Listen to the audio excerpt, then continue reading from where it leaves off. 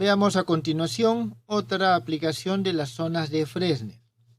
En este caso vamos a ver la difracción en un disco. El fenómeno consiste en lo siguiente. En este caso nosotros vamos a tener un disco acá. Voy a dibujarlo de este lado. Tengo un disco. No tengo un agujero. ¿Está claro? No tengo un agujero, sino lo que tengo es un pequeño disco. La luz está cayendo de este lado. ¿Está bien? El disco tiene un tamaño D.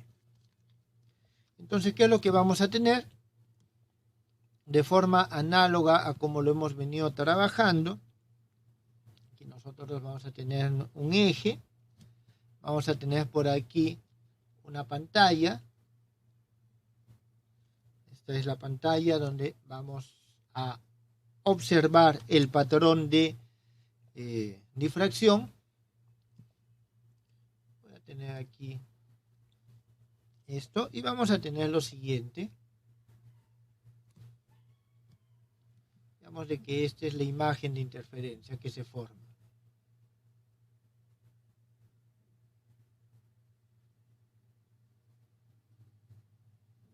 Listo. Esto es lo que nosotros tenemos en este caso. Bien. Entonces tenemos un disco. Vamos a ver cómo afecta esto, o en todo caso, la intensidad. Aquí lo importante va a ser el tamaño del disco. Vamos a decir lo siguiente. Si el disco tapa,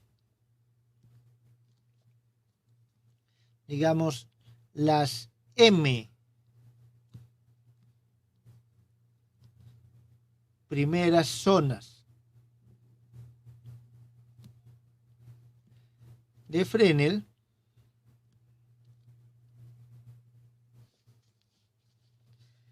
entonces, ¿qué es lo que pasa? Las N primeras son las más intensas. Significa que en este punto, llamémosle punto P, no va a llegar toda la intensidad total, como en el caso anterior, sino más bien va a llegar todo menos estas de aquí. Entonces, en el punto de observación P, el vector de luz se determina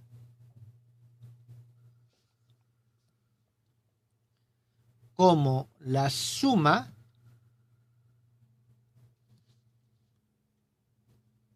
de las oscilaciones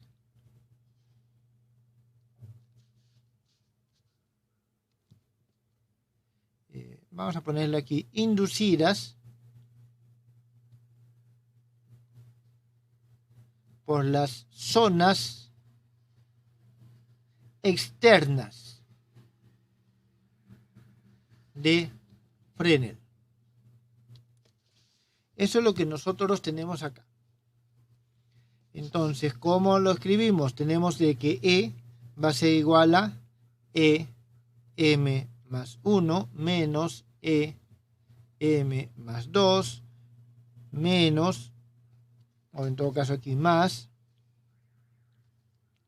y así sucesivamente. Esto, de la misma forma tenemos EM más 1 sobre 2 más EM más 1 sobre 2 menos EM más 2 más EM más 3 sobre 2 más, y así sucesivamente. Todos estos términos se van a hacer 0 y los últimos van a ser muy pequeños. Es decir, que nuestra intensidad va a ser igual a la mitad de la intensidad forjada por la M más 1 zona de Fresnel. ¿Eso está entendido, jóvenes?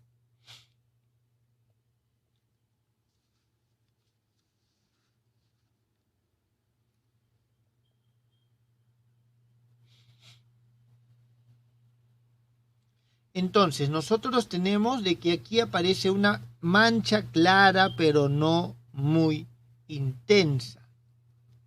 Entonces, en el centro aparece una, vamos a ponerlo, sí, una mancha clara, rodeada por discos concéntricos claros y oscuros, alternadamente. Eso es lo que nosotros tenemos en este caso.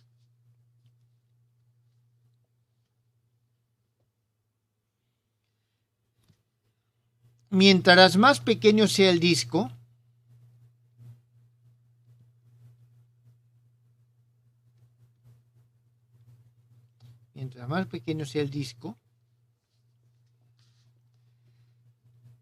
más clara es la mancha central.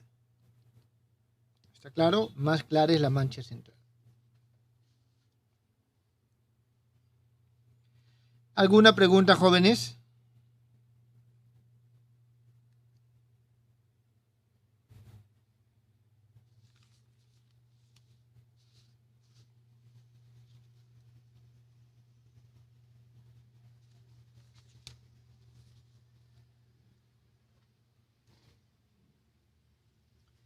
Entonces, fíjense, es algo que no es muy de esperar.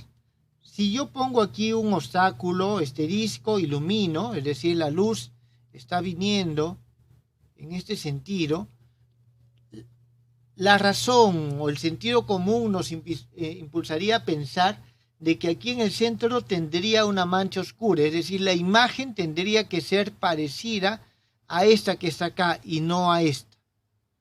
Sin embargo, nosotros tenemos que en este caso siempre aquí hay una mancha clara, más o menos intenso. Mientras más pequeño sea esto, más intenso es. ¿Está claro? Más intenso es. Entonces, esa mancha, la mancha clara, en el centro geométrico de la sombra del disco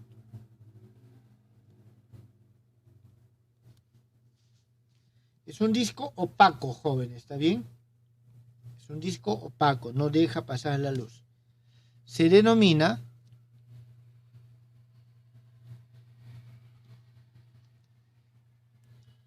mancha de Poisson. Mancha de Poisson. ¿Jóvenes tienen alguna pregunta?